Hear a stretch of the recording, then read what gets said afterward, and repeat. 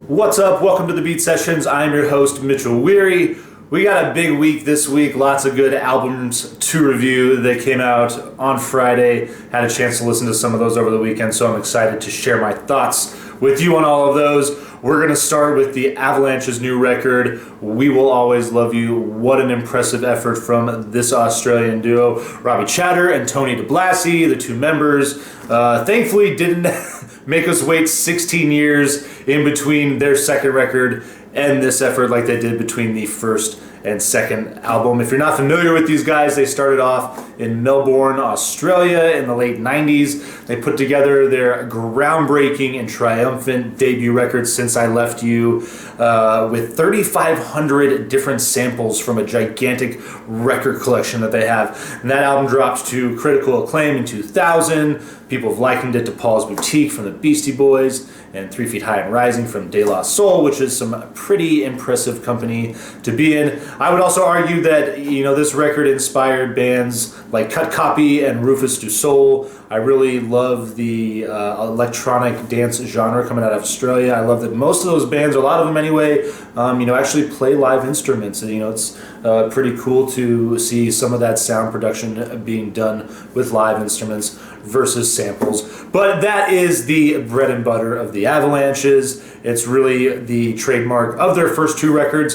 But the cool thing about this third record is that while it is full of lovely and rich textures, lots of good samples, they focus more on collaboration. There is just a line of rock royalty on this record, including Johnny Marr from the Smiths. You have Perry Farrell from Jane's Addiction. Oh my gosh, Mick Jones from The Clash is on this record. Rivers Cuomo from Weezer. So there's definitely an element of rock and roll to it, which I think is pretty cool. It is a dance record, I will say, from start to finish, but it's not intense or in your face. I would liken it to a project, maybe kind of like, think of like Flying Lotus and Phantogram. However, this record isn't as introspective and as brooding as that record. This is a very lighthearted record. This record reminds me of, honestly, like floating in a gravity chamber. Like Dustin Hoffman could have had this in his headphones when he was floating in the pool in The Graduate. It's just very ambient, lovely to listen to, a number of solid influence, disco, there's soul, there's shoegaze, hip-hop, rock and roll. Again, I will highlight some of my favorite tracks, some of the banger tracks actually that as a DJ I would love to spin in an event. On the Sun, that track with Perry Farrell is got a pretty cool vibe to it. We Go On is that track with Mick Jones, also has Cola Berry in a pretty solid effort. Music Makes Me High, also really just upbeat, dancey pop track. Big fan of that. Really like the other, chill ambient side of the record. Kind of think like Thievery Corporation a little bit, but songs like Reflecting Light, the Divine Chord with MGMT and Johnny Marr. It's kind of cool seeing both of those bands go at it on a track with each other. Until Daylight Comes is a cool little song with Tricky, and that's kind of marks like the album break, the beginning of the second half of it. This isn't a double LP, but if you listen to it, you'll kind of know what I'm saying when this track comes on. Tricky is also on a track called Take Care in Your Dreaming with Denzel Curry, which is really sick. And just a smorgasbord of other artists on this album that really make it quite an amazing project. I will say the song Interstellar Love is just a fine example of what this band does so well with sampling.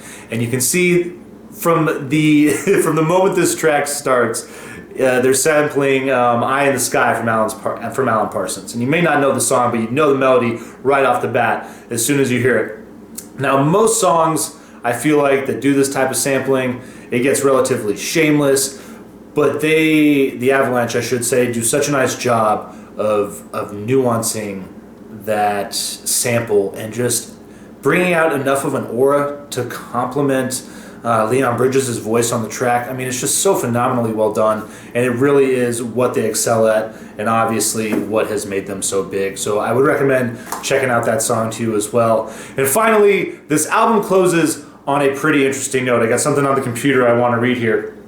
Now, the album closes with an interstellar message. And this interstellar message, transmitting human DNA and earthly biochemicals in binary code, was originally broadcast from Puerto Rico's Arecibo Observatory in 1974. Now, if you've been reading the news, the Arecibo Observatory, if you're familiar with that, is the big satellite that was featured in GoldenEye, the James Bond movie. And sadly, 10 days before this album came out, the satellite caved in. Now there is talk about maybe restoring it and using it again, but at the moment it is completely out of commission, which is a very sad story, and really is kind of a sad note, to correspond with the release of this album. But what I will say is that satellite has sent out a beautiful message, which is still cruising around out there in space. And I think that's the most amazing thing about music. While artists come and go, the music that they produce and pump out, and much like this beautifully constructed ambient album, will be floating out there in space forever, in existence for all of us to enjoy, and that is pretty cool. This is the Beat Sessions. I'm going to give this record a vinyl please. I cannot wait to get it. Please subscribe to the channel, hit that like button. I'll see you next time.